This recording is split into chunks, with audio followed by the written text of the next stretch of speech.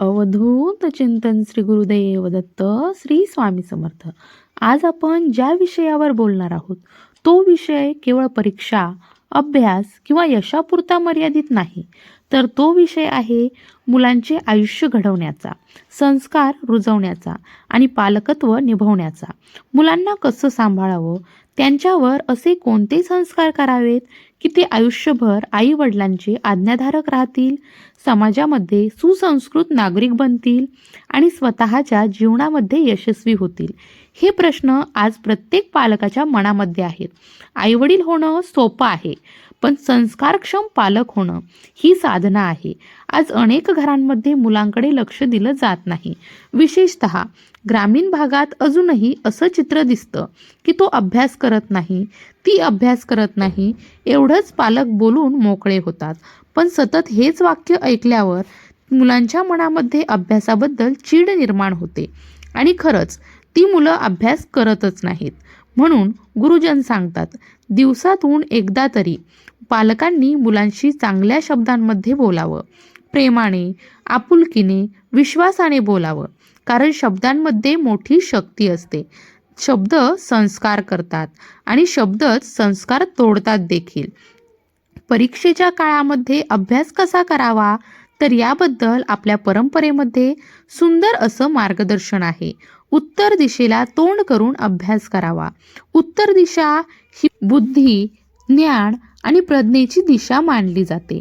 अशा दिशेने बसून अभ्यास केल्यास मन हे एकाग्र होतं, लवकर कंटाळा येत नाही आणि लक्ष हे टिकून राहतं. हे अंधश्रद्धा नाही, तर अनुभवावर आधारित परंपरागत ज्ञान आहे. आपल्या शास्त्रांमध्ये सांगितलं आहे की बुद्धिवाढीसाठी केवळ पुस्तक हे पुरेसं नाही, तर दैवी कृपा सुद्धा तितकीच महत्त्वाची आहे. परीक्षेला जाताना विद्यार्थ्यांनी काही वस्तू या जवळ ठेवाव्यात, जसं 21 दुर्वा, पांढऱ्या रुईची 2 फुलं, आपट्याची 2.5 पानं, जमल्यास अपराजिता किंवा शमीची 11 पानं. या सर्व वस्तू बुद्धीच्या देवतांना प्रिय मानल्या जातात. या वस्तू एका छोट्या पुडीमध्ये ठेवून त्यावर गणपती अथर्वशीष म्हणून ती पुडी जवळ ठेवली तर गुरुजन सांगतात, केलेला अभ्यास हा स्मरणात राहतो. म्हणूनच इयत्ता 1ली पासून ते स्पर्धा परीक्षा देणाऱ्या विद्यार्थ्यांपर्यंत सर्वांनी याचा लाभ घ्यावा. आता अशा मुलांसाठी एक उपाय आहेत, जे अभ्यास करता करता झोपतात, तोंडावर पुस्तक ठेवून झोपी जातात, टीव्ही, मोबाईल, खेळ यामध्ये वेळ घालवतात. त्यांच्यासाठी गुरुजनांनी दिलेला 1 मिनिटाचा अद्भुत व्यायाम आहे. सकाळी उठल्या उठल्या दोन्ही हातांनी चेहऱ्यावरून हात फिरवावा. नंतर हाताच्या 10 बोटांना प्रत्येक बोटाला 3 पेरी असतात, त्या प्रत्येक पेरी दाबाव्यात. प्रत्येक बोट 3 दाब, एकूण 10 बोटं 30 दाब. अंगठ्याला देखील 3 दाब, वर, मधला आणि पृष्ठभाग. फक्त 1 मिनिट लागेल. याचा परिणाम काय, तर शरीरामध्ये ऊर्जा निर्माण होते, कंटाळा, आळस निघून जातो, मेंदूला नवा हुरूप मिळतो, अभ्यासामध्ये गती येते. गुरुजन सांगतात, हा व्यायाम लहान मुलांपासून मोठ्या माणसांपर्यंत सर्वजण करू शकतात.